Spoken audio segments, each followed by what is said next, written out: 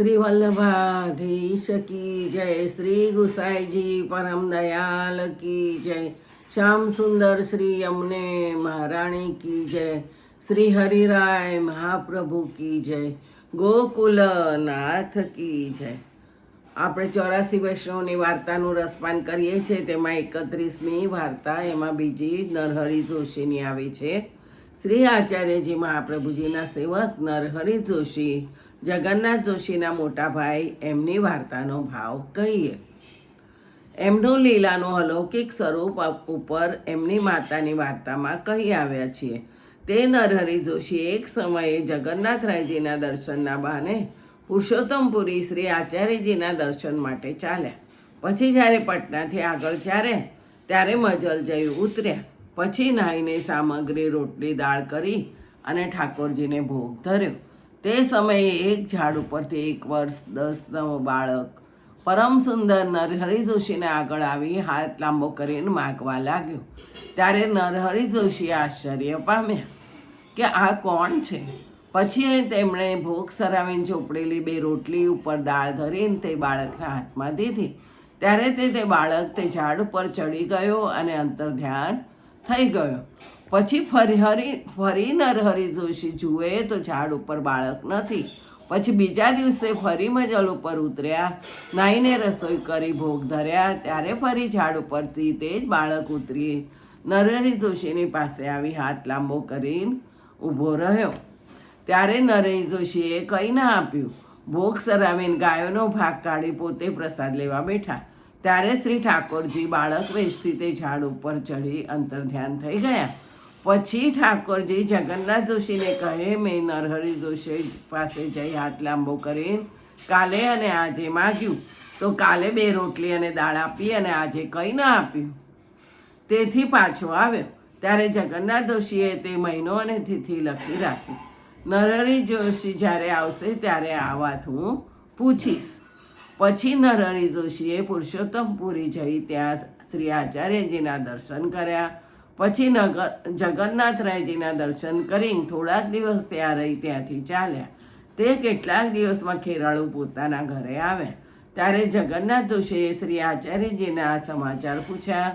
ત્યારે નરહરી જોશીએ વધુ કહ્યું કે આપે માયાવાદનું ખંડન કર્યું છે અને આપ સારી રીતે બિરાજે છે। ત્યારે જગન્નાથ જોશીએ નરહરી જોશીને પૂછ્યું કે ફલાણા દિવસે તમારા પાસે કોણ માગવા આવ્યું હતું અને તમે કેમ ન આપ્યું? ત્યારે નરહરી જોશી કહે, પટનાની આગળ ચાલ્યો ત્યારે પહેલા દિવસે એક 10 વર્ષનો બાળક આવી ઝાડ ઉપરથી ઉતરી મારી પાસે હાથ આગળ લાંબો કરીને માગ્યું તો મેં 2 રોટલીને દાળ બાળકના હાથમાં આપ્યું અને પછી તે બાળક ઝાડ ઉપર ચડી ગયો અને પછી અંતર ધ્યાન થઈ ગયો। પછી બીજી મજલે ફરી ઝાડ ઉપરથી તે બાળક આવે ત્યારે મેં વિચાર કર્યો કે તે છળિયો હોય તો દેવું ઉચિત નથી અને જો ભગવત સ્વરૂપ હોય તો મહાપ્રસાદ કેમ દઉં, એમ વિચારીને મેં કંઈ ન દીધું। ત્યારે તે બાળક ઝાડ ઉપર ચડી અંતર ધ્યાન થઈ ગયો। ત્યારે જગન્નાથ જોશીએ કહ્યું, તમે ખરાબ કર્યું। તે તો ઠાકોરજી પોતે આવીને હાથ લાંબો કરીને માગ્યું હતું, તમે ના આપ્યું, તે ઠીક ન કર્યું। અને તમે પ્રથમ શ્રી આચાર્યજીના દર્શન જગન્નાથરાયજીના કર્યા ત્યારે માતાએ એક મોર ભેટ આપી હતી, તે આપણે છુપાવી રાખી હતી અને સંદેહ થયો કે ઈશ્વર હશે તો માગી લેશે। વળી આ જગન્નાથરાયજીના મંદિરમાં પણ દર્શન આપ્યા અને ઘેર પણ દર્શન આપ્યા, એમ એકી સાથે દર્શન દઈ સંદેહ મટાડ્યો। આપણે તો એવા પુરુષોત્તમ શ્રી આચાર્યજીના સેવક છીએ, તેથી કોઈ છળીઓ નિકટ ન આવે। આચાર્યજીની કારણેથી અમારી તમારી પાસેથી ઠાકોરજી કૃપા કરીને માગી લે છે। ત્યારે નરહરી જોશીનો સંદેહ ગયો। ભાવ પ્રકાશ।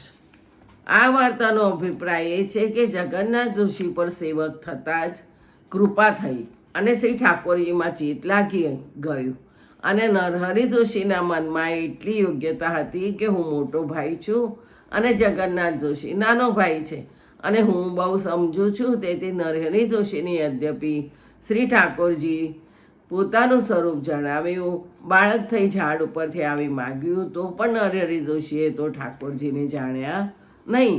ત્યારે ઠાકોરજીએ જગન્નાથ જોશીને કહ્યું, પરંતુ નરહરી જોશીથી ન બોલ્યા. પછી તે જ્યારે ઘરે આવ્યા ત્યારે જગન્નાથ જોશીએ તેમને કહ્યું, તમે સંદેહ કેમ કર્યો?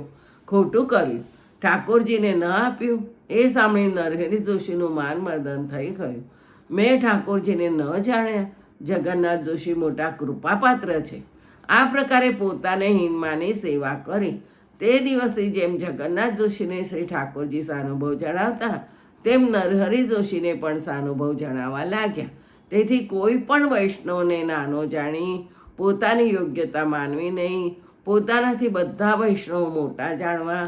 ત્યારે શ્રી ઠાકોરજી કૃપા કરે એ સિદ્ધાંત પ્રગટ કર્યો. વળી એક વાર્તા પ્રસંગ 2. વળી એક સમયે નરહરી જોશી ગુજરાતમાં અલિયાણા ગામે ગયા. ત્યાં નરહરી જોશીના યજમાન રહેતા હતા. તેમનું નામ મૈધર હતું અને મૈધરની એક બહેન ફૂલબાઈ હતી. તેમને નરહરી જોશીએ કહ્યું, તમે શ્રી ગુસાઈજીના સેવક થાવ, વૈષ્ણવ થાવ તો તમારો અમારો મેળાપ રહે.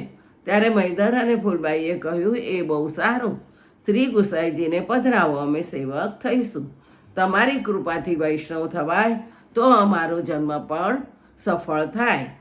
આ પ્રકારે બંને પ્રસન્ન થયા, કેમ કે બંને દૈવી જીવ છે. લીલામાં ચંદ્રાવલીજીની સખી છે. મૈદરનું નામ લીલામાં ફુરંગાસી છે અને ફૂલબાઈનું નામ ચંપલા નયની છે. એ બંને સુંદર બહુ જ છે. નેત્ર એમના પરમ સુંદર છે. એમના મનમાં સુંદરતાનો ગર્વ હતો. તેથી ચંદ્રાવલીના શાપથી એ ત્યાં ભૂમિમાં પ્રગટ્યા. પૂર્વલીલાનો સંબંધ છે. તેથી મૈદરનું લગ્ન થતાં સ્ત્રી મરી ગઈ, માતા પિતા મરી ગયા. એક મૈદર અને ફૂલબાઈ રહ્યા. એ બંને ભેગા રહેતા. પિતાને દ્રવ્ય ઘણું હતું. વૈષ્ણવ થવાનું તેમને કહ્યું ત્યારે બંને ભાઈ બહેન બહુ પ્રસન્ન થયા. પછી કહે, શ્રી ગુસાઈજીને જલ્દી પધરાવો. ત્યારે નરહરી જોશીએ ખેરાળુમાં આવી શ્રી ગુસાઈજીને વિનંતી પત્ર લખ્યો. તેમાં લખ્યું કે આપ કૃપા કરીને ગુજરાત પધારતો કેટલાક જીવોનું કલ્યાણ થાય. પછી શ્રી ગુસાઈજી પધાર્યા. ખેરાળુમાં જગન્નાથ જોશીના ઘરે ઉતર્યા. ત્યારે ફૂલબાઈએ મૈદરને કહ્યું કે હવે શું કરીએ? ત્યારે ફૂલબાઈને મૈદરે કહ્યું કે બેન, તું ચિંતા ન કર. તું ચિંતા ન કર. રૂપૈયા મોહરની ખીચડી કરી શ્રી ગુસાઈજીને ન્યોછાવર કરતા આપણા ઘરે પધરાવીશું. ભાવ પ્રકાશ. એમાં એ જણાવ્યું કે એટલી ન્યોછાવર કરીશ તો ભેટનો શો સંદેહ કરે છે? તે સાંભળીને ફૂલબાઈ અને નરહરી જોશી મનમાં પ્રસન્ન થયા કે મૈદરની પ્રીતિ તો સારી છે. પછી ખેરાળુ આવી નરહરી જોશી, મૈદર અને ફૂલબાઈએ દંડવત કર્યા અને વિનંતી કરી કે આપને અલિયાણા ગામમાં પધરાવ્યા. પછી શ્રી ગુસાઈજી પધાર્યા. ત્યારે મૈદર અને ફૂલબાઈ રૂપિયા મોહરની ખીચડી કરી શ્રી ગુસાઈજી ઉપર ન્યોછાવર કરતા, લૂંટાવતા અને વાજિંત્ર ગાનાદિક કરતા ઘરમાં પધરામણી કરી. પછી મૈદર અને ફૂલબાઈને નવડાવીને નામ નિવેદન કરાવ્યું. એમના ઘરમાં પ્રથમ શ્રી ઠાકોરજી હતા. તેની તેઓ મર્યાદા રીતિથી પૂજા કરતા. તે ઠાકોરજીને શ્રી ગુસાઈજીએ પંચામૃત સ્નાન કરાવી પાટ ઉપર બેસાડ્યા અને મૈદર અને ફૂલબાઈને માથે પધરાવ્યા. મૈદર અને ફૂલબાઈએ શ્રી ઠાકોરજીને બહુ ભેટ કરીને પ્રીતિથી 5 દિન ઘરમાં રાખ્યા. પુષ્ટિ માર્ગની રીત બધી શીખ્યા. પછી શ્રી ગુસાઈજી દ્વારિકા પધાર્યા. ત્યારે મૈદર અને ફૂલબાઈએ નરહરી જોશીને બહુ વિનંતી કરી કે તમારી કૃપાથી અમે વૈષ્ણવ થયા. હવે અમારો નવો જન્મ થયો. શ્રી ગુસાઈજીએ કૃપા કરી. વૈષ્ણવનો સંગ એવો કે આર્દિદીકરણત્વ. ભીંજ્યો વસ્ત્ર સૂકા વસ્ત્રને લાગે તો સૂકો વસ્ત્રો પણ ભીંજો થઈ જાય. તેવી રીતે વૈષ્ણવના સંગથી વૈષ્ણવ થવાય. જેમ ગિરિરાજના સંગથી પુલિંદીઓને ભગવત ભાવ ઉત્પન્ન થયો, તેથી તાદ્રસી વૈષ્ણવનો સંગ સર્વોપરી છે. પછી નરહરી જોશી ભાઈ બહેનની વિદાય થઈ પોતાના ગામ ખેરાળુમાં આવ્યા. ત્યારે જગન્નાથ જોશી આગળ નરહરી જોશીએ કહ્યું કે મૈદર અને ફૂલબાઈની પ્રીતિ કહી ન જાય એવી છે. એ સારા વૈષ્ણવ થયા. ત્યારે જગન્નાથ જોશી કહે, શ્રી ગુસાઈજી જેના ઉપર કૃપા કરે એ ભગવતીય હોય એમાં શું કહેવું. પછી સેવા કરવા લાગ્યા. વાર્તા પ્રસંગ 3. તે પછી કેટલાક દિવસમાં પ્રાતઃકાલ સમયે અલિયાણા ગામમાં આગ લાગી. નરહરિદાસજી ખેરાળુ ગામમાં બહાર જઈ દેહ કૃત્ય તળાવ પર કરી નિત્ય કર્મ કરી ફૂલના કંડિયામાં ફૂલ તુલસી ધરી હાથમાં લઈ ઘરે આવતા હતા. તે સમયે નરહરી જોશીએ જાણ્યું કે અલિયાણા ગામમાં આગ બહુ લાગી છે. તેમણે મનમાં વિચાર્યું કે મૈદર અને ફૂલબાઈ તો હમણાં જ નવા વૈષ્ણવ થયા છે અને એમના ગામમાં આગ લાગી છે, તો જો બળશે તો કહેશે કે અમે વૈષ્ણવ થયા તેથી ઉપદ્રવ થયો. એવું મનમાં આવશે તો એમનો ધર્મ જતો રહેશે અને બગાડ થશે.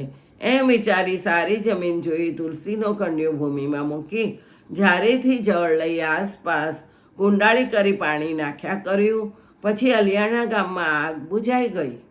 મૈદરનું ઘર એ પ્રકારે બચાવી નરહર જોશી ફૂલ તુલસી લઈ ઘરે આવ્યા. ત્યારે કેટલાક દિવસ પછી અલિયાણા ગામમાં મૈદરના ઘરે નરહરી જોશી ગયા. ત્યારે નરહરી જોશી ને કહ્યું કે અહીં અગ્નિનો ઉપદ્રવ ઘણો થયો હતો, તે ગુસાઈજીની કૃપાથી અમારું ઘર બચ્યું, નહીં તો શું જાણીએ શું થાય. ત્યારે નરહરી જોશી કહે, શ્રી ગુસાઈજી તો પરમ દયાળ છે, વૈષ્ણવની સદા રક્ષા છાયા કરતા જ આવ્યા છે, તેથી વૈષ્ણવનું સદા કલ્યાણ જ છે. આ પ્રકારે ભાઈ બહેનનું સમાધાન કરીને પછી વિદાય થઈ ખેરાળુ પોતાના ઘરે આવ્યા. પછી બંને ભાઈ બહેન ઘરમાં સેવાથી પહોંચીને બેઠા હતા. ત્યારે નરહરી જોશીએ જગન્નાથ જોશીને કહ્યું કે એક દિવસ અલિયાણા ગામમાં આગ લાગી હતી. તે વખતે હું પ્રાતઃકાળ તળાવ ઉપરથી નિત્ય કર્મ કરીને આવતો હતો.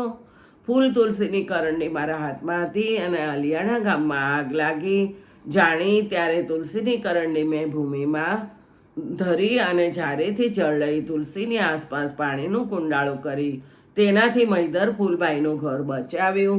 ત્યારે નરહરી જોશીને જગન્નાથ જોશીએ કહ્યું, આટલો હઠ કરીને શ્રી ઠાકોરજીને તે શ્રમ કરાવ્યો તે ઉચિત નહીં.